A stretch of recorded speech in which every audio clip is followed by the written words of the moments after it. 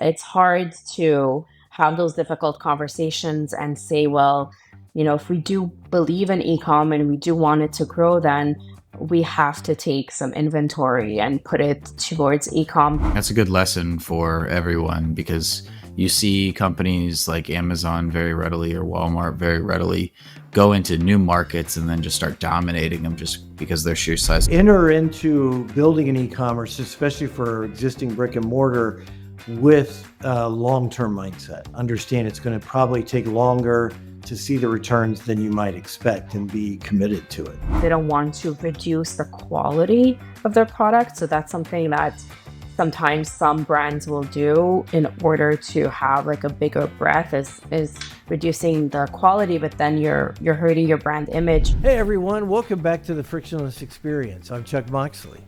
And I'm Nick Paladino.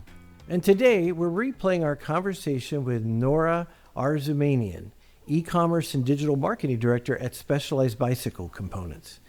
Nick, this was a fascinating episode because Nora walked into what was essentially a brand new e-commerce operation with zero marketing infrastructure.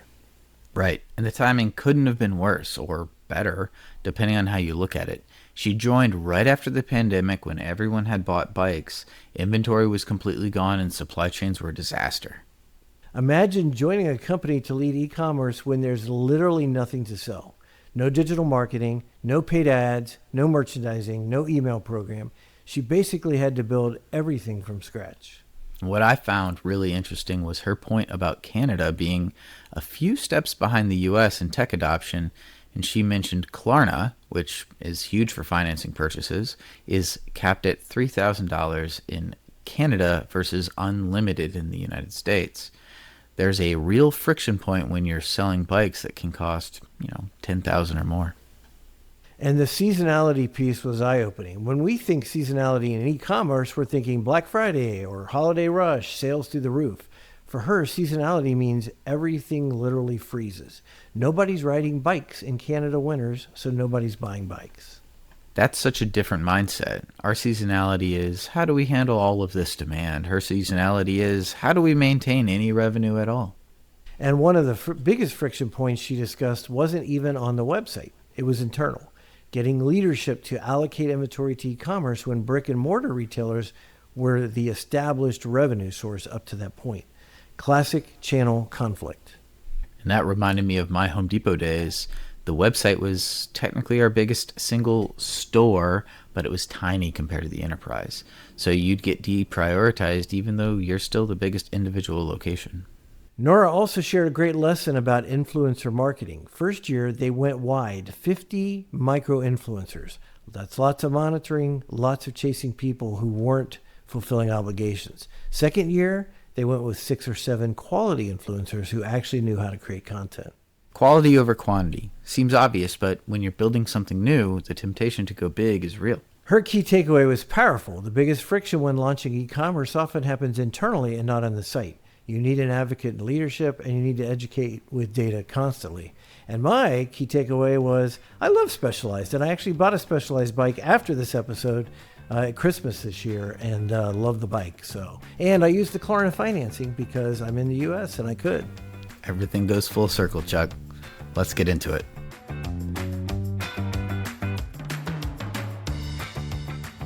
For many in e-commerce, the COVID-19 pandemic might seem like something in the distant past. But if you remember back to that period, you might recall the challenges it presented when shopping patterns were disrupted, e-commerce exploded, and supply chains seized up. Could you imagine launching an e-commerce operation on the heels of that? That's the topic for today's episode. This is the Frictionless Experience, the podcast where we lay waste to digital friction. I'm Chuck Moxley. And I'm Nick Paladino. Joining us in the Frictionless studios, our guest, Nora Arzoumanian, e-commerce and digital marketing director at Specialized Bicycle Components. Nora, thanks for being with us today. Thank you for having me. So, Nora, I know when we talked before, you were telling us about how when you joined the company, it was right after the e-commerce site had launched. It was kind of on the heels of the pandemic. Tell us about the timing of that whole thing, kind of how you got your start there, and some of those challenges that you faced when you first joined. Yeah, sure. So I joined in August of 2022. So the e-commerce site had been functional for a couple of months, but since there was no inventory available, they had delayed hiring somebody to lead really the e-commerce business. So around like a month or two before I started, some inventory started to flow in. So that's when I was hired. So the e-commerce site was functional. However, there was no digital marketing, no paid being done. The inventory was there. There was no merchandising. UX was pretty okay, but there was still a lot of like improvements. Social media was very limited, and the same was for email marketing. So when I started, it was more of a building everything from the ground up requirement. So setting out my priorities, what should I tackle first, setting out sales objectives, what do we want the revenue to be like, which was quite challenging because I had no historical data to base myself on. So, I looked at any data that I could find, using the tools available from Google. And then because we are an international company, I could help myself with data from our US or European counterparts. So that allowed me to have a better idea of how I wanted the revenue to look like for the upcoming year. And the inventory challenges were because of the pandemic, because of the supply chain? Yes, exactly. Yeah. As I'm sure we all remember, during the pandemic, a lot of people picked up biking because it was something that we could do outdoors. So we quickly ran out of inventory. And because of the supply chain issues that we faced, inventory did not flow back in. The company made a strategic choice with a limited amount of inventory to focus on the markets that were the biggest at the time. So Canada at the time was not as big, so we didn't really start to receive inventory for a while after. Gotcha. And what are, because you are over the e-commerce operation in Canada, what are some of the challenges you faced in just e-commerce, fulfillment, et cetera, being in Canada? Like what makes that unique versus say US or other markets? Well, Canada is always, in general, is a bit behind the US. So we're a couple steps behind in terms of adoption rate, in terms of functionalities, and just general availability of technologies. Like, for example, Klarna, which is a popular financing platform in Canada, does not offer unlimited spending. So it's only for payments that you can use, and it's like a maximum of $3,000 versus in the US it's unlimited at the price. So things like that is not as developed in Canada as we would like it to be. And then for my specific industry, we deal with seasonality. So that's something that the Northeast US has a lot to deal with, but the rest of the US does not really have that seasonality aspect to take into account, which it allows us to, on one hand, in the down season, take care of some things that we don't have time to do in the busy season, but you also have to maintain somewhat of a stream of revenue in the winter months. So that's an added challenge that our counterparts in the US don't face.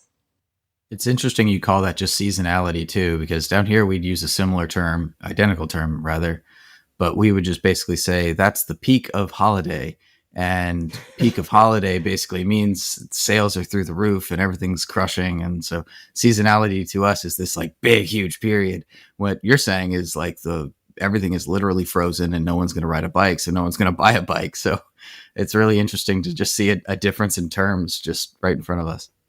That raises a good question. Do you guys have much of a bump at holiday? Because it's a gift giving occasion? Do you see increased demand like Black Friday? Do you do Black Friday sales, Cyber Monday, all that? Yeah, we do. So we're actually right in the middle of that. We started early Black Friday earlier, like at the beginning of the month. We do see a really nice bump in November, but December is fairly slow. Although we've tried very hard to convince consumers that they can give biking accessories or bikes during Christmas, it's not a category that's that well aligned with gift giving. So we do struggle in December. And also, in ecom, but this is for all ecom brands, since deliveries are, mid-month deliveries will probably stop because they won't be able to make it in time for Christmas, then our demand really dries up after like the middle of the month of December. That's interesting. So you probably see like an incredible shift where things kind of bottom out a little bit as everything comes in, gets cold, and then gift giving kind of increases it a little bit, and then it kind of bottoms out. That's a really interesting. Yeah, January, February are very, very, very slow, and then March it starts to pick up again. So it sounds like you walked into really a fledgling e-commerce operation. There must have, when we think about friction, which is obviously what we talk about, there must have been like tremendous friction points all over the operation, the site, et cetera. What were some of the things you had to tackle first to address? So, one of the first things I did was hire a digital marketing agency because I felt like, when you're first starting, there's so much to do, and you need to kind of realize what is my priorities, what can I do to start to bring in revenue. So I hired an agency that, we're still with and that I trust a lot. So that helped me at least, outsource that as awareness started to flow in, because there was obviously a lot of awareness for Specialized in the market, because we've been operating for 40 years in Canada, 50 years. Specialized USA has existed for 50 years, so the awareness for the brand existed.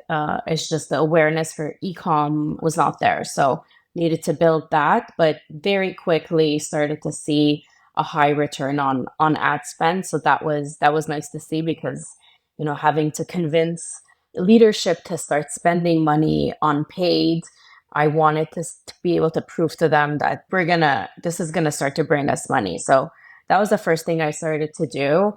The website was, the UX was functioning fairly well.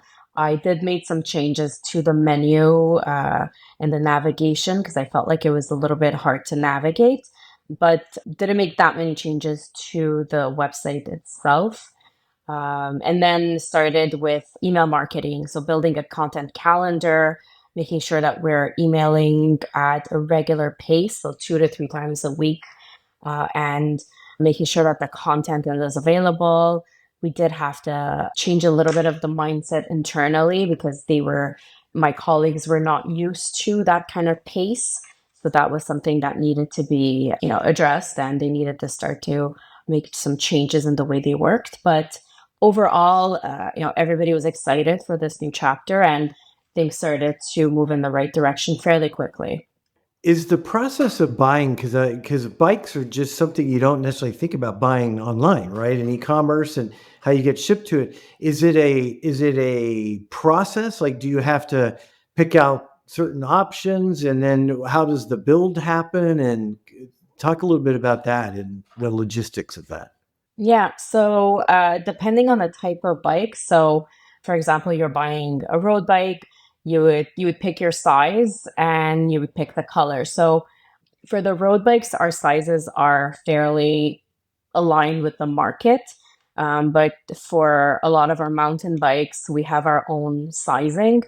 So that is something that the consumer needs to figure out what is their size for their mountain bike, and then they pick the color, put it in the cart, and it's shipped. So we offer right now the bikes are only shipped to our retailers, and the retailer will build the bike for the consumer, and then the consumer will come and pick it up from the retailer.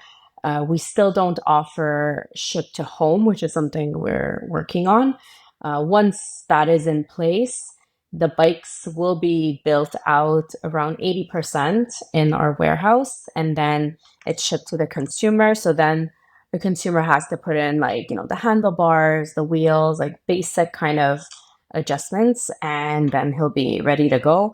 We provide a thorough instructions in terms of like emails and videos for them to make sure that they're doing it correctly. And then also, if they have any questions, they can reach out to our call it writer care, our customer service department, to help them finalize the build of their bike. But we won't, for now, we don't offer e-bikes to be shipped out because it's pretty complicated to put that in place by a consumer. So we still only ship it to the retailers for them to build it out.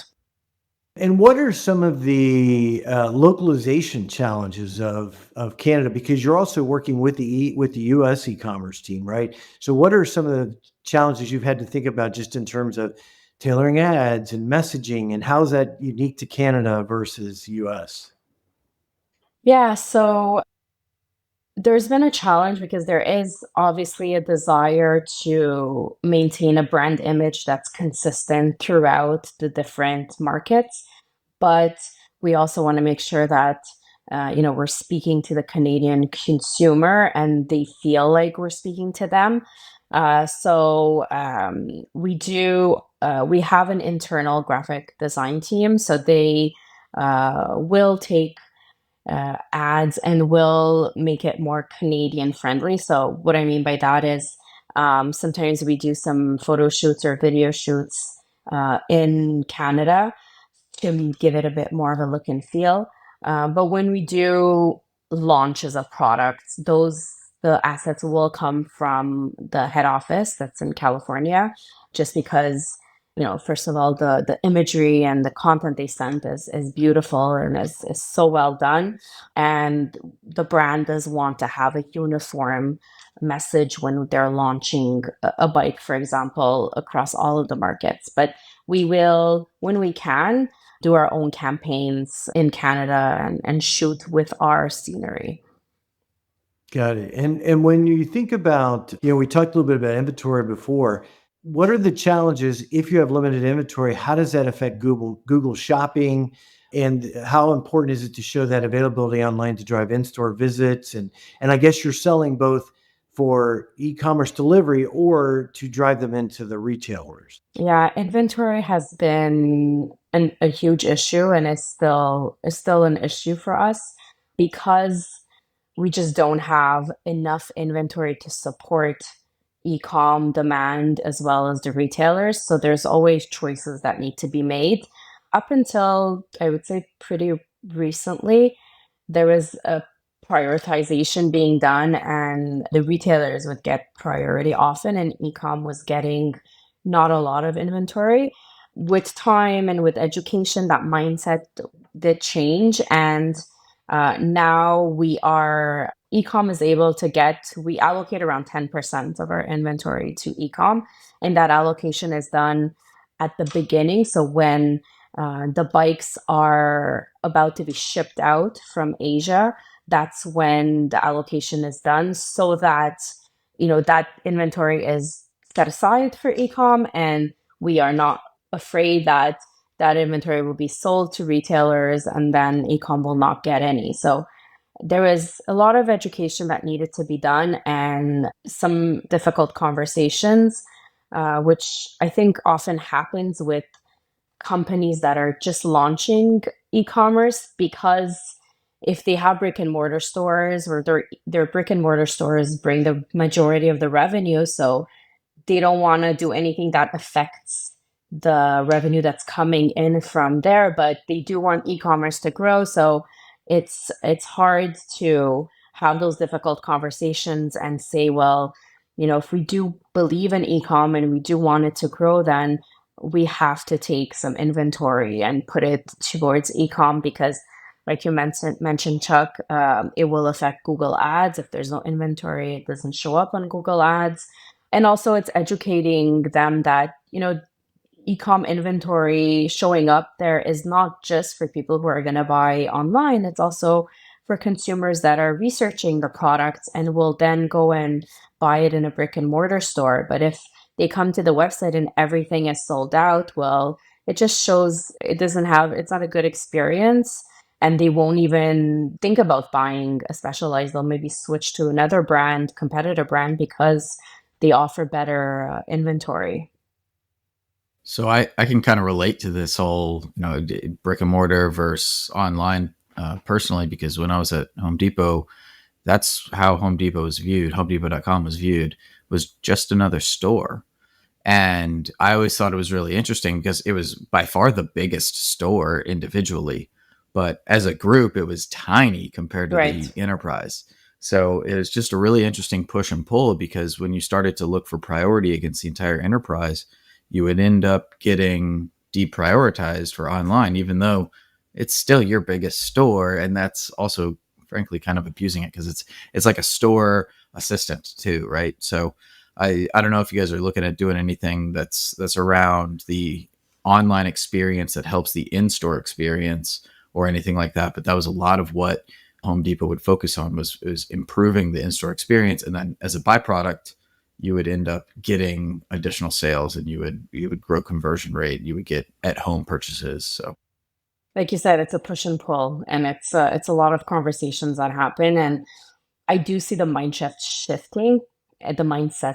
So we're moving in the right direction, but it's like it's like a big boat that needs to change direction. So it's sometimes painful, but we're moving there. So, Nick, I think my favorite retailer and I need therapy. you and another website? I've waited 5 seconds for it to load. 5. I could have gone and brewed coffee. That's a quick coffee maker, first of all, but that sounds like a performance issue to me. Yeah, instead of communicating, it just spun. So you left, I'm sure. Classic abandonment issue due to latency. Exactly. And that's why the Lowe's SRE team built site speed targets with Blue Triangle, so their users don't get ghosted by loading icons. This is 5 steps to faster pages and fewer heartbreaks, all in the context of improved experience and improved revenue.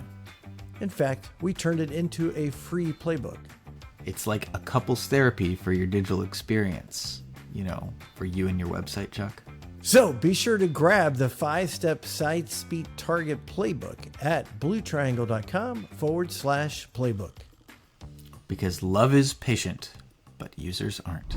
What have you guys been able to do in terms of that omni-channel experience that like Nick's talking about? For example, if I'm searching on the site and I see a bike that I like and you don't have inventory online, can I see if the store near me has it, and I could either buy it online and then go pick it up in store, or at least know I could go to the store and get it?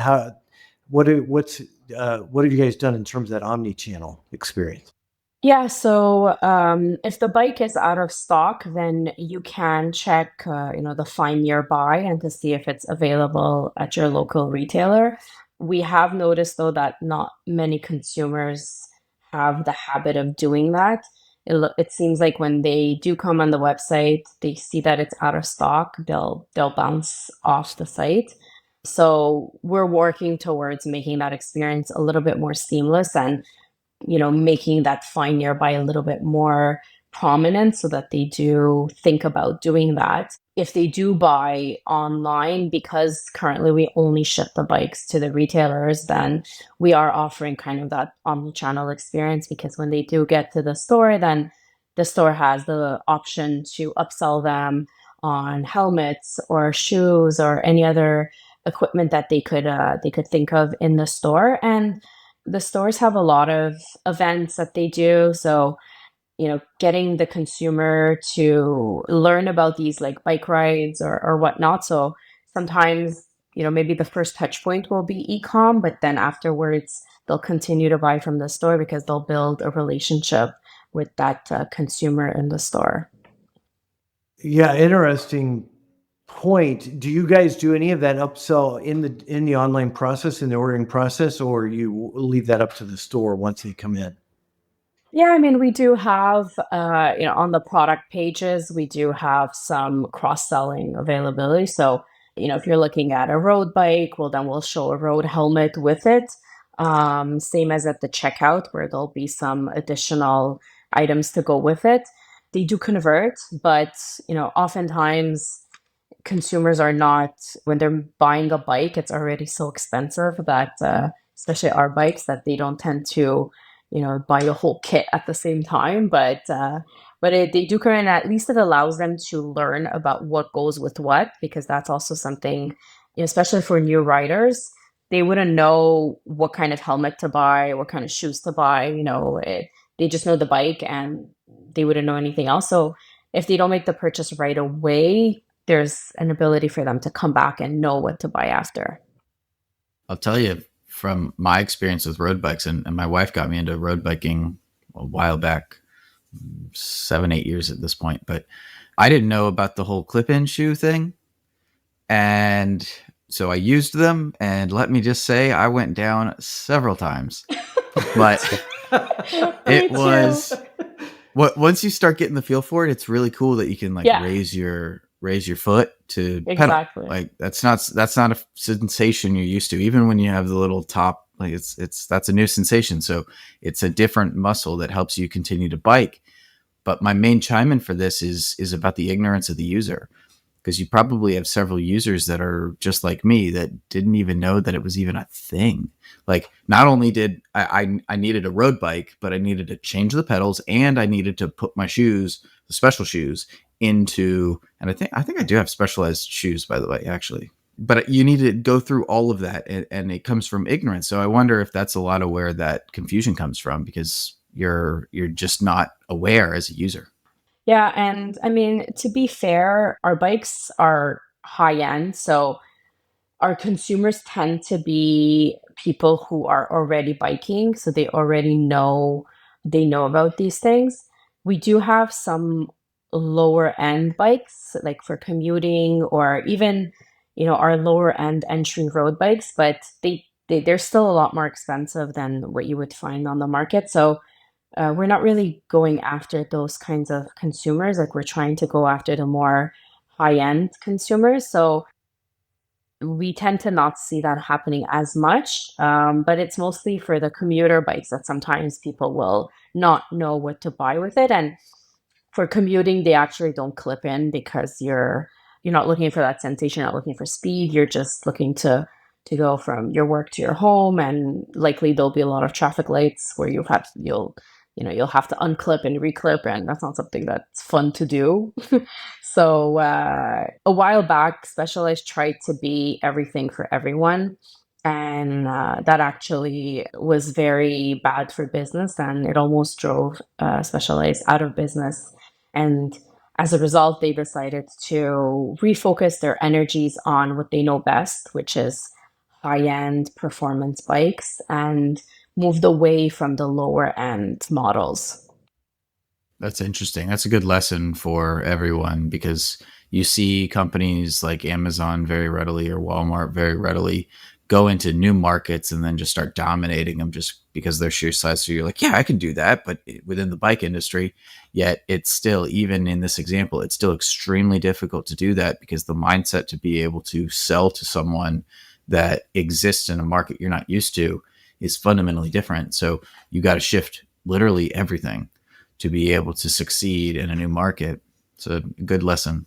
And our bikes are very high quality and they're made with high quality products and everything. And we thought that offering high quality but entry level products, that there would be a demand for that. But you realize at some point that when somebody is just does not know biking that well and is just trying to enter the market, they don't want to spend that amount, and they don't see the value in spending that kind of money on a bike that they're maybe going to use 2-3 times in the summer and not more. So, and Specialized didn't want to reduce the quality of their product. So that's something that sometimes some brands will do in order to have like a bigger breadth, is reducing the quality, but then you're hurting your brand image, because the consumers who are paying 10, 12, 15,000 for a bike, they don't want to also have somebody maybe biking next to them that has like a cheaper version, but the same brand that they have. So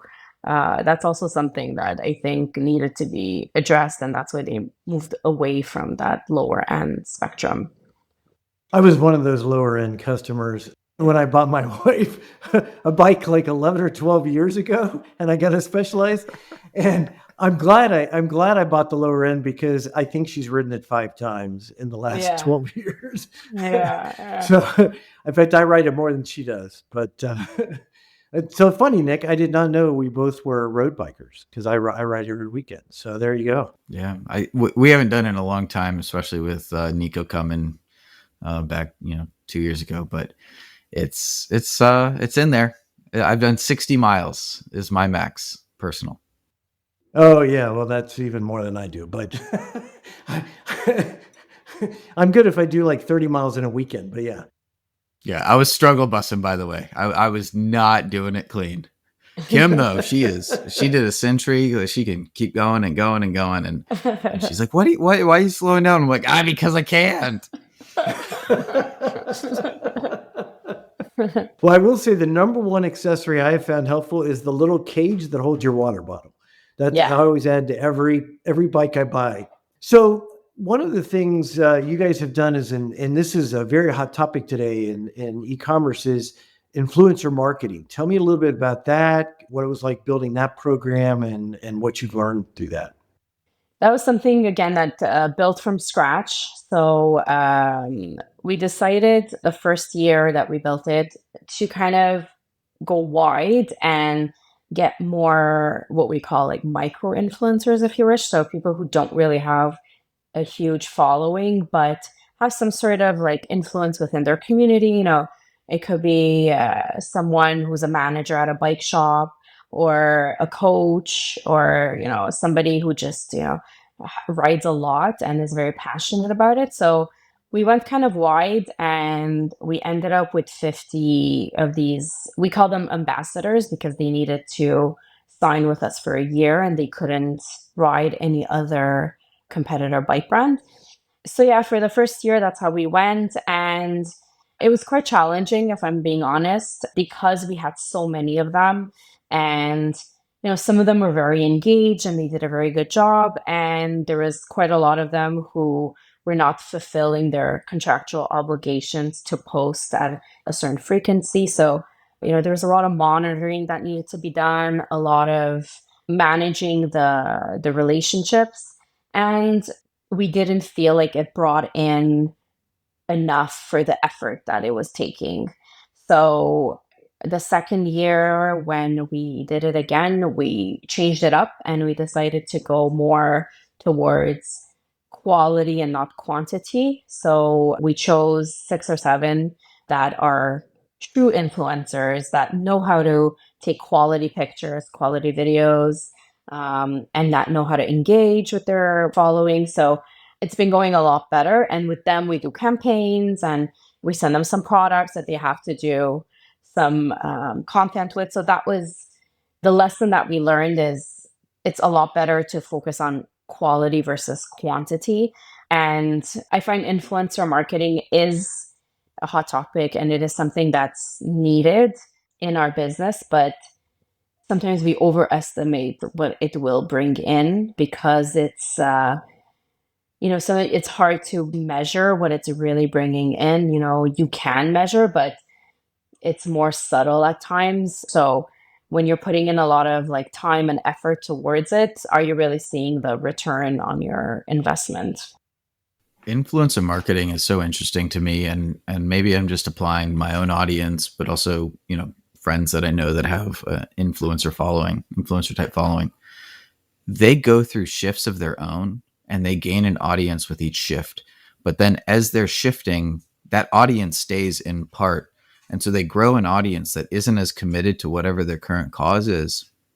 And so a lot of the times an influencer, and I'm not talking about the massive influencers, I'm talking about the smaller, like 10,000 to 15,000 followers. They have just a amalgamation of all these different interest points that their followers are, and then it's exaggerated to a brand that goes out and says, oh, this is someone who's a avid biker, and look at this, they have 15,000 followers, this is a good person, when in reality only 300 of them ever followed them because of biking, and the rest of them, it was because they did something else long ago, yet they're still committed to that person. So they're not really bikers that are following this avid biker.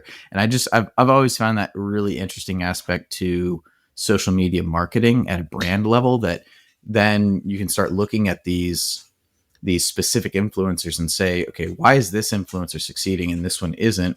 And a lot of it comes down to who's following them, who's actually following. It's not just a number. It matters who it is, literally, but there's no way to quantify that. Yeah, and I've been reading a lot about influencer marketing, and there's a lot of talk going on right now that it's on its way, like it's dying out, or the influencer marketing that we know currently is shifting and it's changing because the market has become very crowded. Seems like, it just in my building there's like three influencers, so like every young girl wants to become an influencer and thinks that she can do it. So I think brands are starting to realize that it's better to have very strong relationships with a few of them, and also shifting, like some brands are starting to include their own employees more, and they become more influencers even though that's not their job, but they're creating content that influencers would normally create, but it's the employees that are doing it, which I find interesting because it's shifting, it's completely shifting the mindset. But I would like to see, within the next like 5 years, how this industry is going to evolve and if it's going to stay here or not. Yeah, that sounds like exactly what Chuck did to me. What? I have no idea where you're going with that. She was saying that you just look for an employee and you're like, hey, let's turn this person into an influencer. Let's go. You are our influencer, Nick. You are the influencer crush. That's awesome. So, Nora, this has been a great conversation. What is one commonly held belief about creating frictionless digital experiences that you fundamentally disagree with? You think people get wrong? So the answer I'm going to give is based on my personal experience. I find there's friction a lot that happens when you are launching a new e-commerce platform, e-commerce site. There's a lot of friction that happens internally because leadership, might believe that this is what they want. They need to, be with the times and start offering e-commerce, but sometimes thinking that, and then when you have to actually put in place what's necessary is very different. And there's a lot of friction that will happen. Like, we were talking about how there's a push and pull that happens with the brick and mortar stores. The same thing happens when there's funds that need to be allocated. E-commerce, to grow your e-commerce business, it is costly. You need to invest in platforms. You need to invest in outside partners. You need to invest in growing the staff. And sometimes the costs are heavier than the revenue that's coming in. And my advice is to try to get as much, if you have like an advocate or somebody in the leadership team that really believes in this, is to get that person on board early on and to always be educating with data to show them, that this is what's going to happen. This is what we will be getting, because right now that's not what they're seeing. So the friction, I find in my case, happens a lot internally more than it does on the website. People think that it's easy and, we believe in it, so let's go. But then when the push comes to shove, well, those decisions become harder to accept.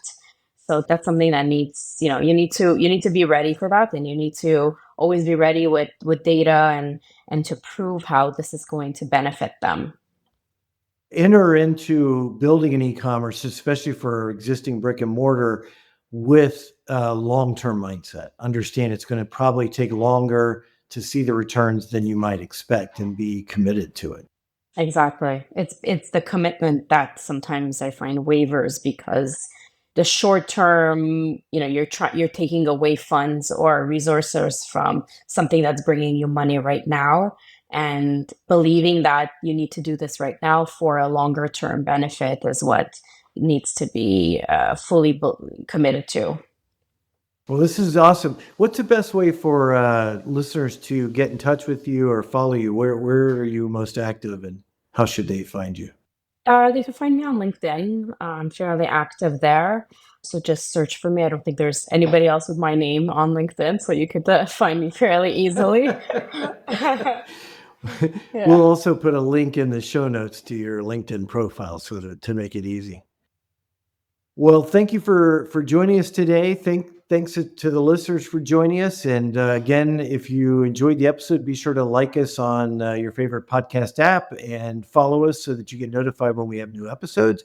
If you've not signed up for our newsletter, it's a great way to go a little deeper on the content. It happens every other week between episodes, and you can sign up for that at thefrictionlessexperience.com. And otherwise, you can reach me on LinkedIn. I'm at Chuck Moxley, and Nick also on LinkedIn. His handle is In Paladino.